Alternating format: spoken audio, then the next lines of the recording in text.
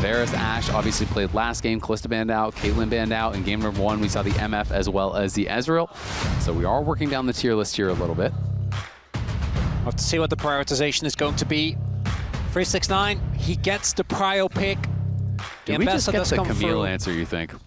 That is, Camille Galio is the no-brainer. Yeah. I just love Camille as an answer. ZEKA'S is a fantastic Camille. And I do think it is such a tough matchup for Mbessa, so it just feels like it fits for what HLE want to do. Yeah, I don't mind the priority pick here. I think that 369 has been, particularly today, the best performing member individually. He was the only one where there were glimmers of hope, right, with the Renekton teamfight performance. Being a very different style from the last champion that he got, but another champion that he absolutely excels on. Priority, my guess is going to be towards AD carry. We'll see if they actually do want to prioritize pick this Camille or whether they're going to save it. They do, of course, run the risk of it getting banned if you do save it up to the second rotation. Yeah. We'll have to see what the follow-up is going to be. I think the Galio prio also skyrockets, as it's going to be the Jhin here for Viper. So AD carry, as again, the Varus and Ashe both have been gone. Jhin is one of our other lane-dominant AD carries, and the Jhin-Maokai combination specifically is one that we have seen many times. Just works well, the two long-range ults to set up kills, particularly in early skirmishes. Exactly, and I do always feel like it works just so well with dive in general, right? You just create so much chaos. Maokai ult comes down, you kind of have to, try to stack up to try to back off, but the Jhin ult is slowing you, the rest of the team is piling in. Will be Pantheon here, which could be potentially swapped around to a few different lanes. It could be Crisp, it could be Kanavi. I'm kind of expecting it to be the jungle pick for now, though. And this is a very aggressive top side here, super skirmish heavy. And the Pantheon could potentially throw a wrench in the gears of any sort of kind of aggressive carry versus carry match up top. So we'll see if they can find it. We haven't seen a lot of success from Aurora thus far this tournament. And Cream, it's do or die now. Whereas the second game was two dive comps basically just bashing their head into each other with HANWHA Live's skull being a lot more resistant than that of TES. They wore their helmet. Yeah, they did. Is going to be a little bit different here. I was actually wondering whether HANWHA Live... Generally with Jhin, you need another high, consistent DPS champion to go paired alongside that. And because you already have Jax and Maokai on that top side, generally you wouldn't really want to have an AP pairing there. Yes, that can fit the bill, but you can get a lot of value out of magic resistance in those kind of cases. It's also one of the best champions in that scenario. Azir is already taken away, right? Is one of the best mid-lane threats as when it comes to the consistent DPS. Is what is going to be... of Cassio as well, but Cassio is so kind of niche, I feel like. And it's going to be Vladimir. We've seen ZEKA'S bring this. Are they going to do some real cooking, or is this going to be just Vlad mid? It feels like it's going to be Vlad mid. It feels more likely for sure. Yeah, because that would be so hard to lane into a Bessa. So Vladimir being brought out by ZEKA'S previously a couple times. This kind of Swifties rush with Ghost Flash has become a lot more popular. We obviously, because it's competitive play, we're seeing TP every time. But I do wonder, if Zeka would go for it. One thing I will say is that Vladimir in these kind of matchups, you're going to be getting pushed in pretty heavily. Yes. And so you do lose prio around mid. Jackie Love going to be locking in the Corki. So there is potential for, if you can get pushed mid, Cream and Kanavi teaming up, trying to get things done on the map. Of course, still a possibility of a flex. We're waiting for that 5th and final pick here from TES. Does make the team fighting from HANWHA Live completely disgusting. It is, again, a lot of short-range champions on the side of TES. As Corki Bard, I do always love to see, not Bard only into do you Jhin. pick Bard into Jhin, but you also pick it away as the crank, a consideration here. And it does get locked in. Here's an insta-lock of the Blitzcrank here from Delight. Man, I will say, you can get AoE down in a hurry.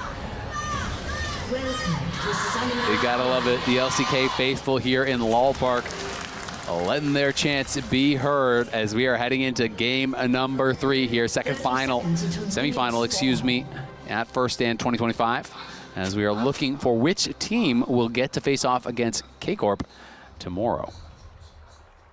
Whenever you see Blitzcrank, you're always going to be wondering, are there going to be any level 1 shenanigans? Doesn't look like that is going to be the case just yet. And as mentioned, do think that these two team comps both have a very clear plan. For TES, it's all about the backline access. Can we get Aurora, I say that, the Light is going to go for just a blind grab, but can we get Aurora and Mbessa onto the enemy carries? And I do think that target selection can be quite tough because Vladimir is notoriously hard to lock down due to his pull. And any botched engage can really backfire as he's able to kind of sustain back up and get a lot of value out of his ult.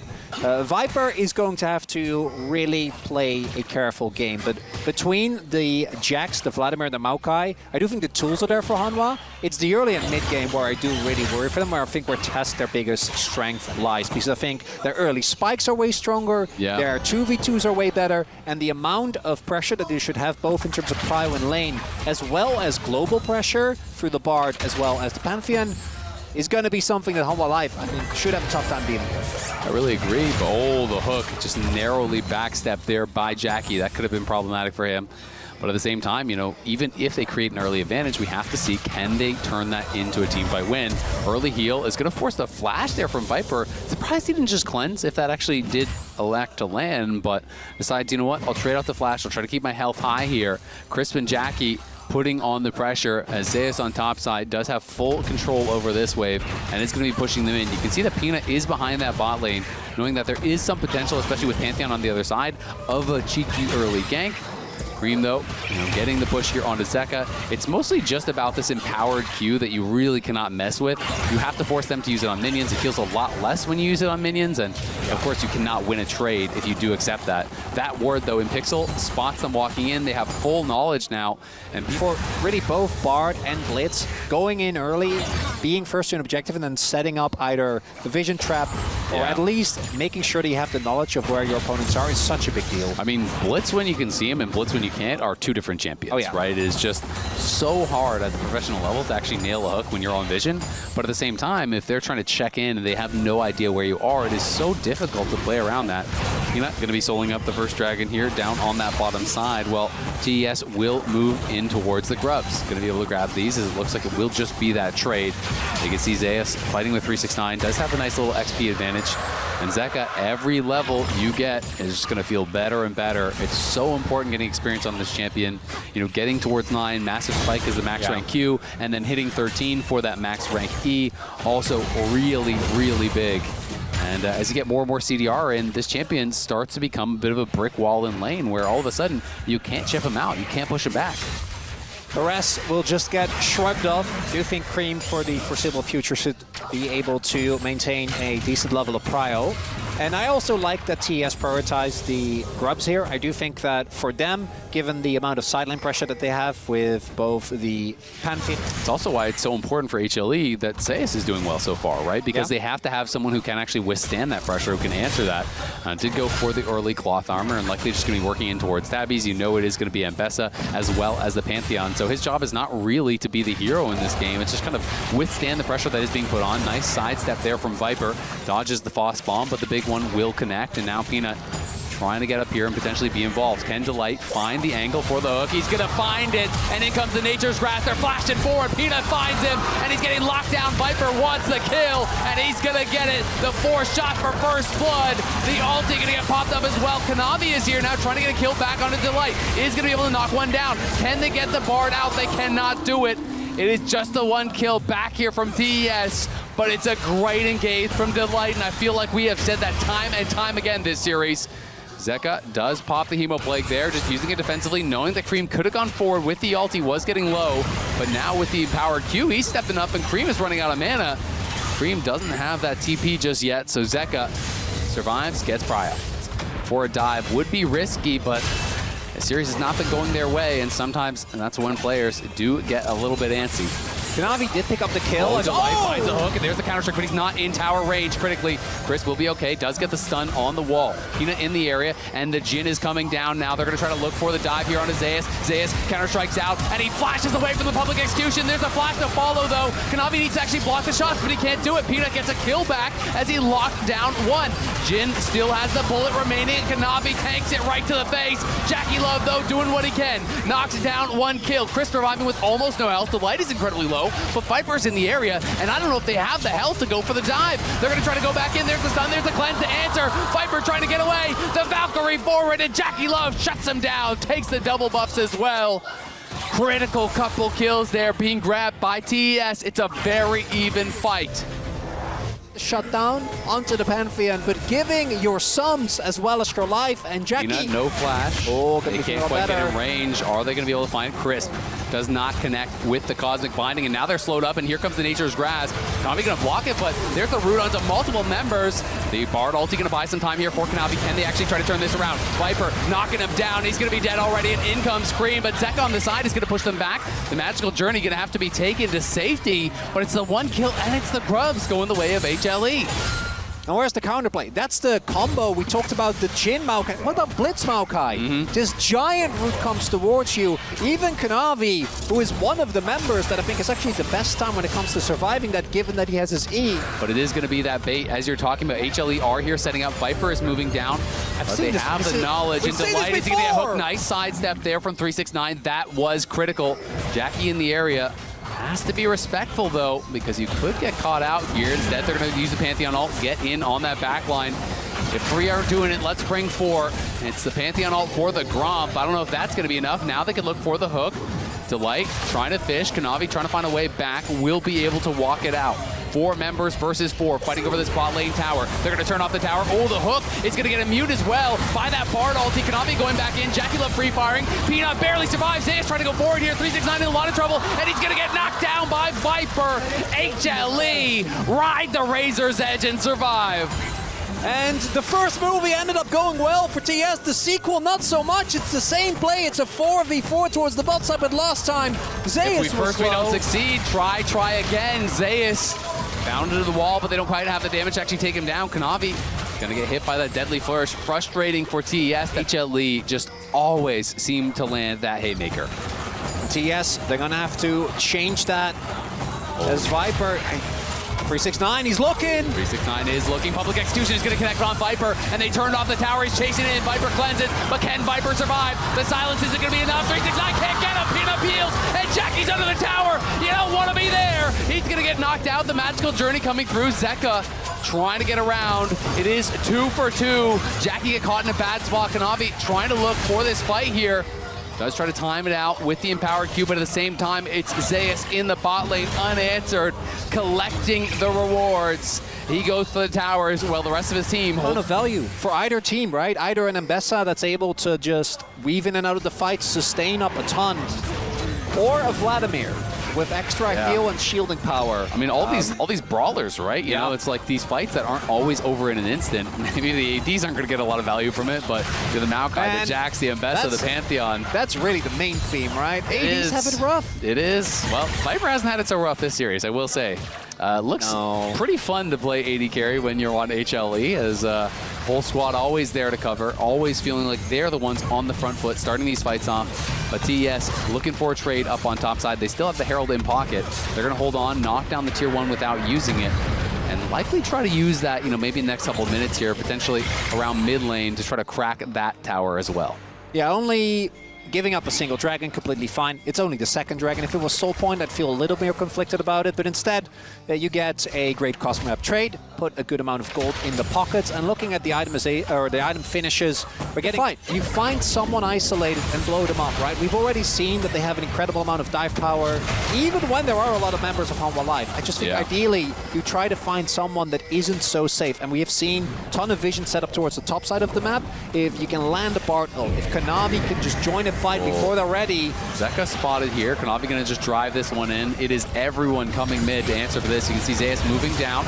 Tower chunk low, but not killed off just yet. Zeka looking for the chunk here. Jackie down to about half HP. Bartles into the backline. In comes Aurora, but ZEKA'S is here as well. And TES feels like they've got to run. Public Execution is going to connect on no one as 369 was hooking to the tower, and ZEKA'S is pushing forward. It's Viper that gets the first kill. Kanavi going back in. ZEKA'S in trouble, flashing out to safety though. And in comes the Jhin ulti. Cream getting slowed down. Crisp in trouble. The rest of the team just has to run as HLE again get away with murder. ZEKA'S cannot be felled.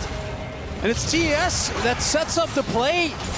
Again, trying to Counter-Strike going to be used. ZEKA'S connects in onto Cream. Chris coming in as well. Peanut there trying to bail him out. Will ZEKA'S be able to make it to safety? He uses the magical journey, but it's right back into Chris. The Counter-Strike's back up. Finally does get taken out. Cream gets an important kill. As 369 is unanswered on bot side, he's going to be pushing up. Look at the minimap. There's like 6 flowers down around that bot lane tower. That is just the TES graveyard. We'll see if someone can get down to pick the roses.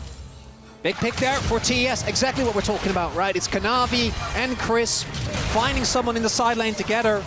ZEKA'S getting punished for his transgressions. You see HANWHA Life are considering going in. Maybe we can get something done there, but the moment that they see that Chris is there as well, know that the play says, good luck, buddy. Get this as well. So 369 going to be pretty happy about this run of play. Grabs a couple flowers. They're going to start the Otacon as well. They really want to put the pressure on. They saw ZEKA on the top side. He had no teleport. Yep. They're trying to punish the lack of a global. And they rush it down. We do see there's no teleport on ZEKA'S as well. So it's a 3v5 for now. Can HLE buy the time? Peanut is trying to fish. They're taking some damage here from Otacon, though. They're getting hit by the spins. As Jackie Love getting low. Bartle T thrown to the backline, but it doesn't actually connect. They do get the rune as Otacon, but can they get the reward after ZEKA'S here? ZEKA'S is here. And that spells trouble. Viper opens up, and it's TES on the run. It's HLE taking the rewards. He follows through, but ZEKA'S is in trouble. Viper trying to survive here, trying to get it back in. Kanavi gonna get knocked down. Cream on the run now with Jackie Love. Christmas here too, trying to get out, but they get nothing but the initial kill. The rewards are all gonna be taken from HLE. Yes, they got the kill, but they didn't get anything after it. Otacon just makes you so insanely squishy. The fight was actually going to happen because these Bartle and Aurora both missed on him and didn't even really keep him out. Like, yeah, you got the smite secure, but now you're down 2 of your most important team fighting ultimates. ZEKA and ZEKA'S arrive, and then what are your answers? And the answer really just felt like it was only to run, and now they're on the dragon here, looking to move in towards Soul Point, try to grab that third dragon. TES have eyes on it, but can they even find a way in? Delight is on the side. They're going to throw the Pantheon all down, but he's going to get hooked onto Kanavi. Great shield there, but ZEKA'S in the backline, putting pressure here onto Jackie Love. ZEKA'S incredibly low. Can ZEKA'S get in there? The Counter-Strike's going to be hot from ZEKA'S, and ZEKA'S is trying to get down Jackie Love, but Jackie Love falcons to safety. ZEKA is low. Cream trying to knock him down, but he can't finish him off. In goes Jackie Love. He's going to get hit by the Deadly Flourish, and now comes the Jhin ulti. Cream tanking the shots up. Delight looking for the hook, can't quite find it. The force shot going to do some serious damage to Cream, but it's not enough to kill him. And at the end of the day, it's HLE walking away with the dragon. They get an extra kill over on TES's side, but still, that is Soul Point now for HLE. Soul Point found. Oh, the mid lane. LPL style draft too, where it is very execution heavy, it's very skirmish heavy. They have a lot of ways to start fights, a lot of ways to win fights. This is kind of that bread and butter. ZEKA'S, though, level 16 now, a full level lead over 369 at this point. Does have his 2 items completed and working in towards the Zhonya's for that team fight presence. Zhonya's so powerful as a team fight item for the Jax because you can get in the back line, pop your cooldowns, go into the stasis, and then that buys you time for that second round of spells to come back up. TES, though, this is really important here. HLE, remember, they are on Soul Point. They grab this. That is going to be their soul, and Peanut's moving forward. They're going to try to target Peanut. Peanut could be in some trouble here. He's going to get stunned up, but in goes ZEKA to the back line, and it's a 4-man Hemo Plague. ZEKA chasing after Jackie Love. Jackie Love surviving for now, but he's incredibly low. On the other side, it's 369 looking for Viper, but it's Peanut trying to take down Jackie Love. Jackie Love surviving for now, but ZEKA'S with the flash, the Counter-Strike, the kill on the back line. He's looking for Kanavi, and he's going to get him. 369 limps away. HLE get the soul. HLE get the fight. And ZEKA looks like he was just biding his time. TES seemingly caught off guard by a, 4-man ultimate, the Hemo Plague, doing incredible amounts of damage. And TES, nearly a 3,000 gold lead at one point. And now, you are 1K in the lead for HLE, but more importantly, Baron buff and Soul is 5,000-6,000 gold worth of stats that isn't showing on the scoreboard, and it's going to make it so hard to win out in these extended fights. Oh, they're looking. Public Execution connects onto ZEKA, but the pool is in time. Kanavi couldn't find the stun. Great sidestep as well on the Tempered Fate. And here comes ZEKA'S. He's into the back line again. Looking for the Counter-Strike. Jackie trying to kite out. It's going to be Kanavi knocked down by Viper. The 4-shot still available here. Cream trying to make it happen here, but he's on the run. ZEKA has the cooldowns back up, and Viper chasing. Great sidestep, though, on the Deadly Flourish. Is going to mean Cream gets out, but at the end of the day, it's still Kanavi going down. It's still the towers falling, and it's still HLE getting closer and closer to the series sweep. The damage is still done, even though it's only Kanavi that falls. They're not able to actually get done. Now, it's up to the playmakers on TES to find a moment here. Can Chris find that key ultimate? Nature's Grasp gonna get popped here by Peanut. Just buying some time. Kanavi gonna be hooked in. There's the Tempered Fate, buying a little bit more time, but ZEKA'S gonna go into the back line, pops the Hemoplague, is taking the tower. Pool's gonna be popped. 369 arrives. Can they get something back here? It's ZEKA'S! Of course it's him! The Thunder God himself! Raining terror onto the back line, jumping forward again. Is gonna pop the stages. Can he get taken out here by Jackie Levin? Needs the timing to be right, and it is, but it just doesn't matter. HLE will not be stopped. It's a quadra for Viper on Jhin. They're marching on the Nexus. They're looking to put the finishing touches on what was an incredible series. It's LCK #1 versus LPL #1. But at the end of the day, it is not even close. HLE will not be stopped, will not be slowed, will march towards the finals and an inevitable fight with K-Corp tomorrow. That's the light.